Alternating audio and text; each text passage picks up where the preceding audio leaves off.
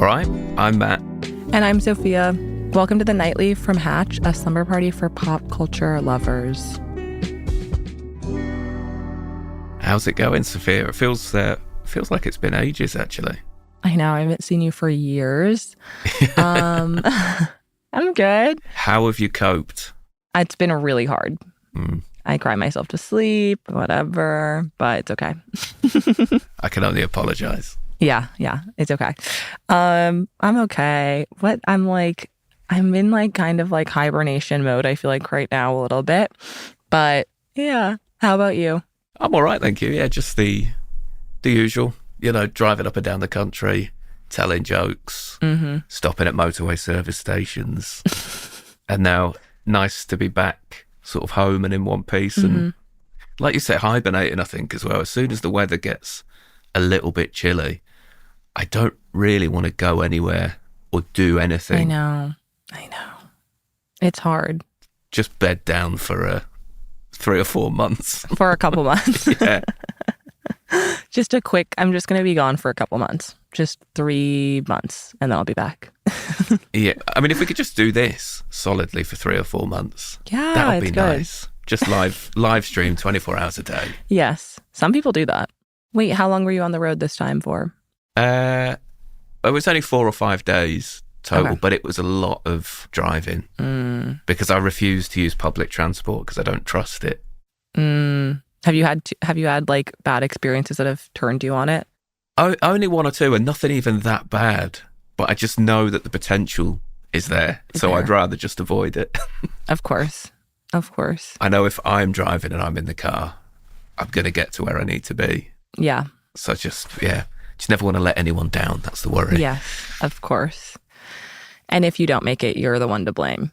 Yes, exactly. And I can live with that. Yeah, I can live which is with good. that.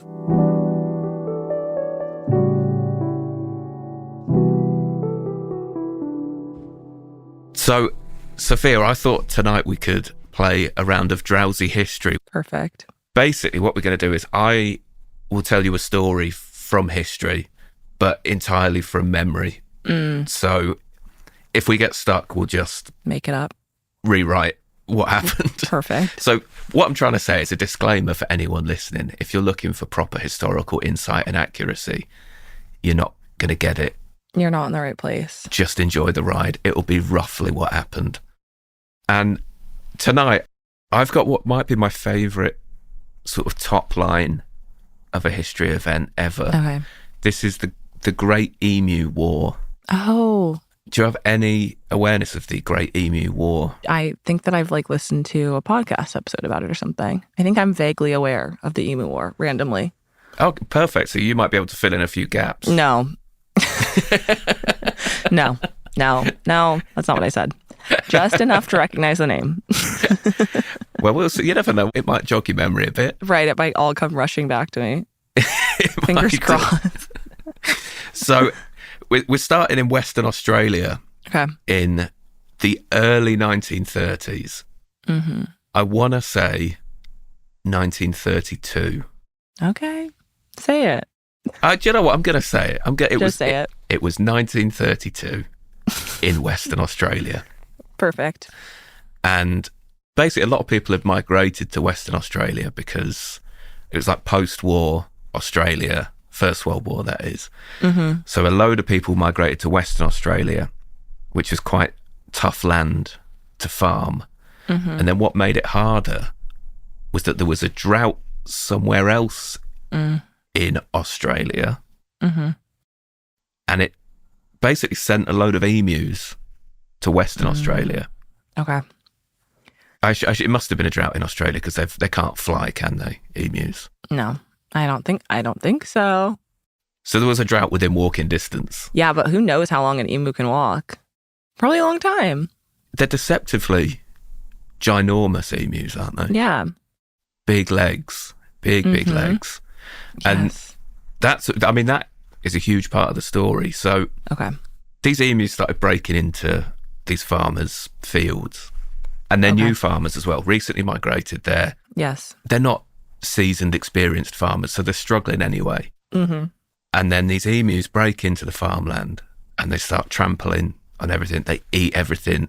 They ate a lot of wheat, which I assume is a big export from there and a very important crop. Yes. So all the farmers were understandably upset by this. And they said to the government, you've got to clear these emus out.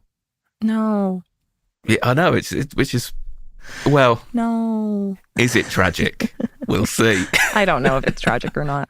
I guess I'm just like, what do you mean by clear out? Put them somewhere else, hopefully. I mean, that would be ideal. Yeah. just move them to somewhere else. They've just walked 100 miles. Come on. I think they're very stubborn as well, emus, aren't they? I think so too. I think that's one of their big traits. I think so too. So you're going to struggle to... I'm trying to think of anything I know about emu, and all I know is that they produce an oil that my mom puts on her face. So Really? How do they produce... I just want to let's get the top line emu stuff in first, because I don't know a great deal about emus. So they produce an oil? I honestly don't know like how they harvest the oil. All I know is that my mom has like a bottle that says like emu oil on it. And what's that good for?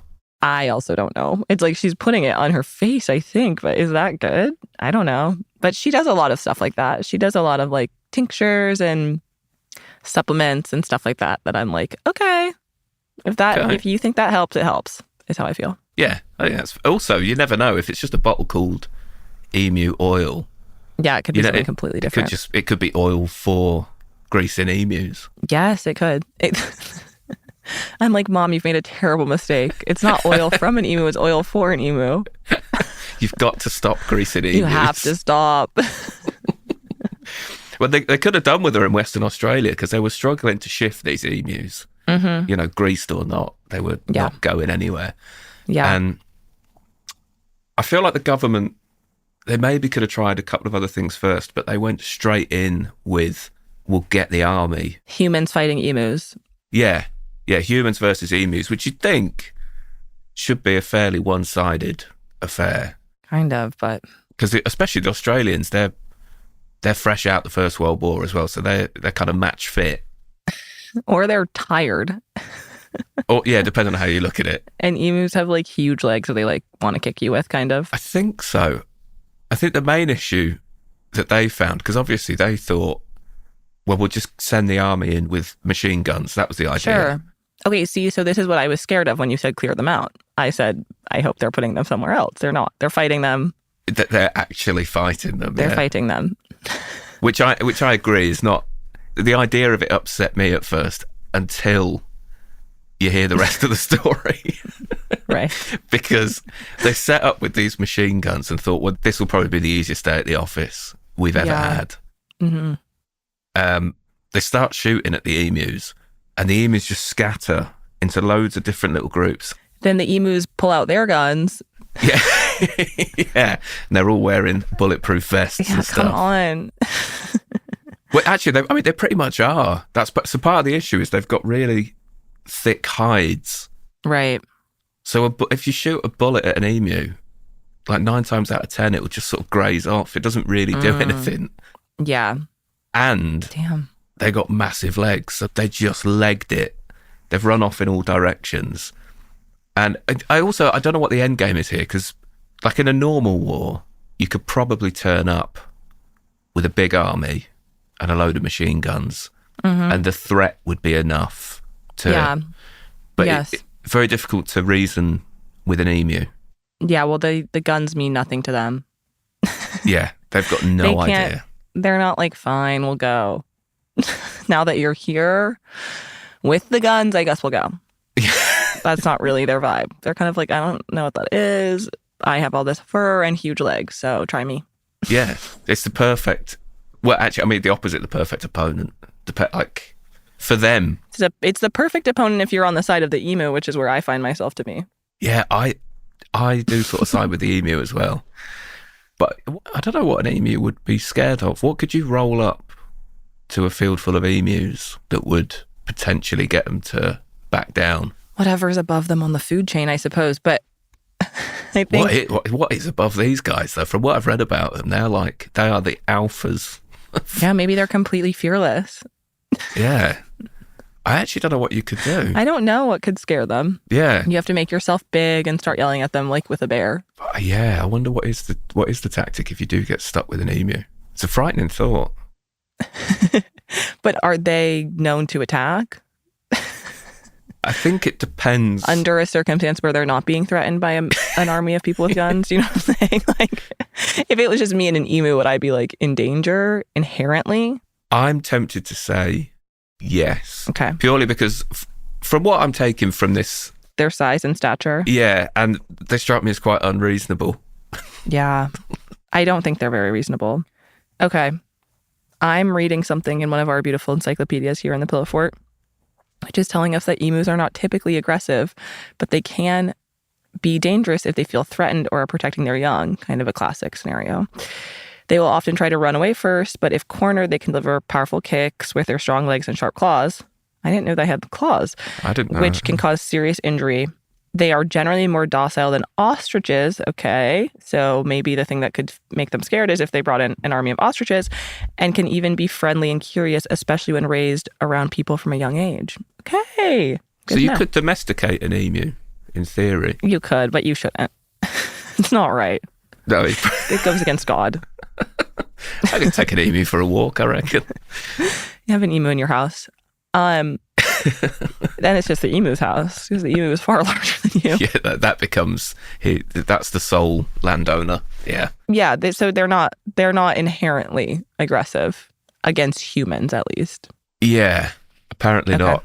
So Good to know.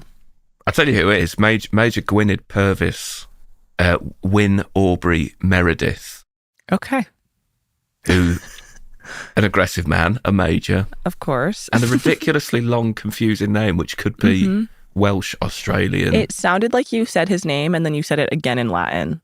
Yeah, against the rules of the show, I did have his name written down because I thought I'll never remember that. Of course not.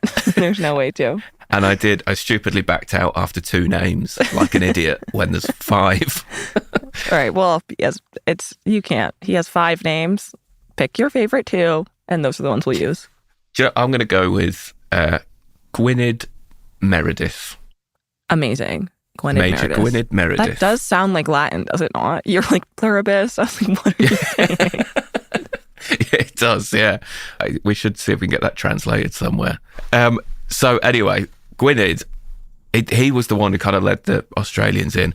So confident was Gwynedd that he actually took a cinematographer with him. Because he thought this will be a very convincing win. It's not good. It didn't happen. They tried shooting. The birds scattered. They've run all over the place. Yeah. And then this made me laugh. They walked away from that going, that didn't work, so where do we go from here? More guns. They tried to go smarter than that. Oh, okay. To give them their dues, Okay. they went with the very army tactic of laying an ambush. Okay. Which again is quite difficult because emus, like you don't necessarily know Where they're going to be. where they're going to be Yeah. and when. Notoriously difficult to pin down Yeah. emus. Yeah. So they did manage to trap about 50 of them Okay. near a watering hole. Okay. And then this is where they shot at them and realised the bullets just bounced off their hides. That is so crazy. Yeah, so Like all of them, it just bounced off the hide? well, I imagine realistically they probably caught 1 or 2. Okay. But still, 1 or 2 out of 50. Yeah. That's crazy. And obviously the noise then sent the rest of them scattering again. Yeah.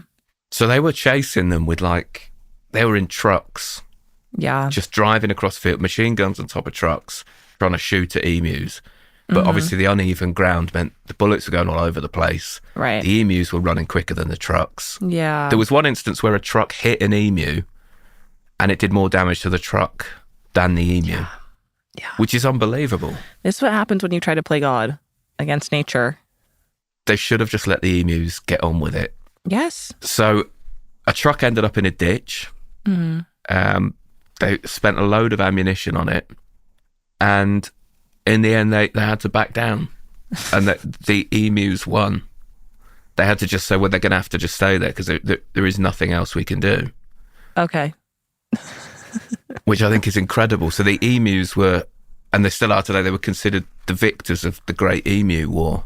As they should be, in my opinion. They absolutely should be. And there's sort of it's a bit late down the line bear in mind this happened in 1932, but they were gifted with environment protection and conservation in 1999. Okay. Oh, okay. Yeah.